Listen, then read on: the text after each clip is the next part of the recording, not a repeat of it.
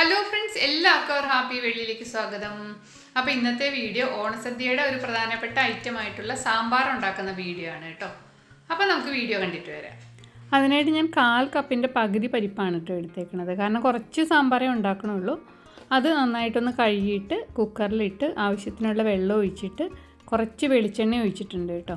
എന്നിട്ട് അത് അടച്ചു വെച്ച് നമുക്കൊരു 2 വിസിൽ വരുന്നവരെ ഒന്ന് വേവിച്ചെടുക്കാം. ഇനി സാമ്പാറിൽ ഇടാനായിട്ടുള്ള കഷ്ണങ്ങൾ ഞാൻ എടുത്തേക്കുന്നത് മത്തങ്ങ, കുമ്പളങ്ങ, ക്യാരറ്റ്, പിന്നെ ചെറിയൊരു ഉരുളൻകിഴങ്ങ് എടുത്തിട്ടുണ്ട്, പിന്നെ അമരിക്ക എടുത്തിട്ടുണ്ട് കേട്ടോ. പിന്നെ ഒരു 3 വെണ്ടയ്ക്ക എടുത്തിട്ടുണ്ട്, 2 ചെറിയ വഴുതനങ്ങ എടുത്തിട്ടുണ്ട്, പിന്നെ മുരിങ്ങക്ക, പിന്നെ ഒരു തക്കാളി എടുത്തിട്ടുണ്ട് കേട്ടോ. ഇനി 2 വിസിൽ വന്നിട്ടുണ്ട്. ഇപ്പോൾ ആ പരിപ്പ് ഒന്ന് വെന്ത് വന്നിട്ടുണ്ട് കേട്ടോ, ഒരു പകുതി വേവായിട്ടുണ്ട്. ഇനി നമുക്ക് കുക്കർ തുറന്നിട്ട് നമുക്ക് ആ കഷ്ണങ്ങൾ ഇട്ട് കൊടുക്കാം കേട്ടോ.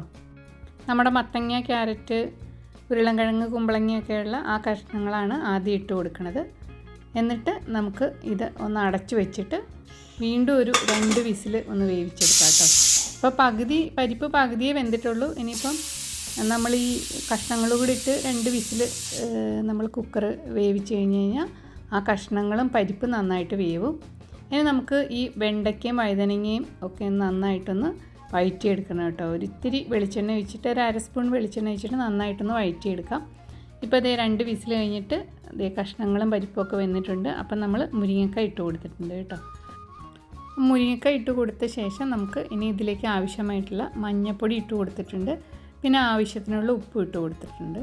ഇനിയിപ്പം ആ ഉപ്പൊക്കെ കഷ്ണത്തിൽ പിടിച്ചോളും. ഇനി നന്നായിട്ടൊന്ന് തിളപ്പിച്ചെടുക്കുക. അപ്പോൾ ആ മുരിങ്ങക്കായും വെന്തോളും കേട്ടോ. ഇപ്പോൾ അത് നന്നായിട്ടൊന്ന് തിളയ്ക്കുന്നുണ്ട് കേട്ടോ. അപ്പോഴേക്കും നമുക്ക് ആ വെണ്ടയ്ക്കൊക്കെ വഴറ്റിയതിൻ്റെ കൂടെ ഒരു തക്കാളിയും കൂടി ഇട്ടിട്ടുണ്ട്, അതും ഒന്ന് വഴറ്റിയെടുക്കാം.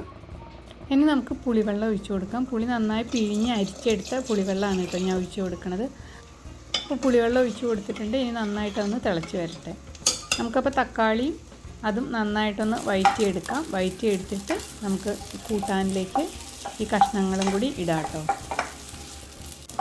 ഇപ്പം നമ്മുടെ തക്കാളിയും വഴുതനങ്ങയും വെണ്ടയ്ക്കയൊക്കെ ഒന്ന് വഴന്ന് വന്നിട്ടുണ്ട്. അപ്പം നമ്മുടെ കൂട്ടാനും ഒന്ന് തിളച്ച് ആ പുളിവെള്ളം ഒഴിച്ചിട്ട് കൂട്ടാനും നന്നായിട്ട് തിളച്ച് വന്നിട്ടുണ്ട്. ഇനി നമുക്ക് ആ കഷ്ണങ്ങൾ ഇട്ട് കൊടുക്കാം. കഷ്ണങ്ങൾ ഇട്ട് കൊടുത്ത് നന്നായിട്ട് ഇളക്കി കൊടുക്കാം.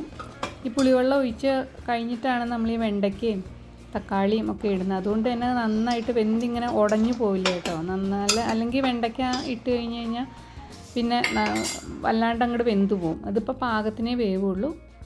ഇനിയിപ്പം അതും ഇട്ട് നന്നായിട്ടും തിളച്ച് വന്നിട്ടുണ്ട്. ഇനി നമുക്ക് സാമ്പാറിലേക്ക് വറുത്തിടാം കേട്ടോ.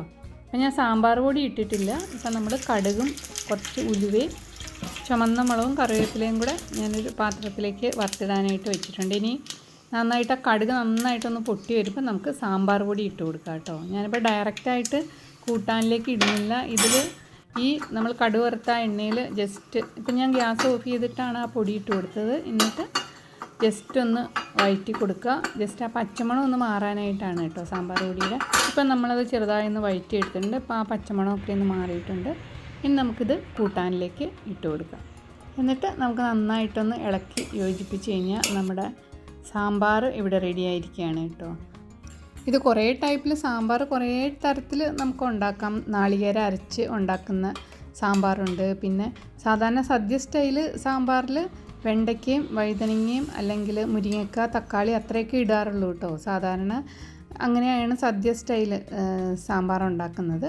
പിന്നെ ഇതിപ്പം കുറേ കഷ്ണങ്ങളിട്ട് ഒരു നാടൻ സാമ്പാർ മാതിരി ഉണ്ടാക്കിയേക്കാണ് കേട്ടോ. കുറേ കഷ്ണങ്ങൾ എന്ത് കഷ്ണങ്ങൾ വേണമെങ്കിലും സാമ്പാറിൽ ഇടാം. അതാണൊരു ഗുണം. പടവലങ്ങ ഇടാം, വെണ്ടയ്ക്ക, വഴുതനങ്ങ, മത്തങ്ങ എല്ലാ കഷ്ണങ്ങളും ഇടാം കേട്ടോ. അതാണ് സാമ്പാറിൻ്റെ ഒരു പ്രത്യേകത. പിന്നെ ചേമ്പിടുന്നവരുണ്ട്, ചേമ്പിട്ടുണ്ടാക്കാം, ചേനയിട്ട് എല്ലാ കഷ്ണങ്ങളും, കായ ഇടാം, എല്ലാ കഷ്ണങ്ങളും ഇടാം. അങ്ങനെ പറ്റിയൊരു കൂട്ടാനാണ് നമ്മുടെ സാമ്പാർ. പിന്നെ നാളികേരം അരച്ചും അരയ്ക്കാതെയും ഒക്കെ ഉണ്ടാക്കാൻ പറ്റും. അപ്പം ഞാൻ തന്നെ പലപ്പോഴും ഇങ്ങനെ ഒരു പ്രാവശ്യം ഇങ്ങനെയുള്ള സാമ്പാറാണെങ്കിൽ ചിലപ്പോൾ ഞാൻ ഉള്ളി സാമ്പാർ ഉണ്ടാക്കും, ചിലപ്പം നമ്മുടെ തേങ്ങ അരച്ച സാമ്പാർ ഉണ്ടാക്കും, ചിലപ്പോൾ ഇതുപോലെ കഷ്ണങ്ങൾ ഇട്ടിട്ടുണ്ടാക്കും. അങ്ങനെ മാറി മാറി ഉണ്ടാക്കാറുണ്ട് കേട്ടോ. അപ്പോൾ നമ്മുടെ സ്വാദിഷ്ടമായ സാമ്പാർ ഇവിടെ റെഡി ആയിരിക്കുകയാണ്. അപ്പോൾ ഇന്നത്തെ സാമ്പാറിൻ്റെ വീഡിയോ എല്ലാവർക്കും ഇഷ്ടമായെന്ന് കരുതുന്നു. അപ്പോൾ വീഡിയോ കണ്ട എല്ലാവർക്കും നന്ദി. Thank you.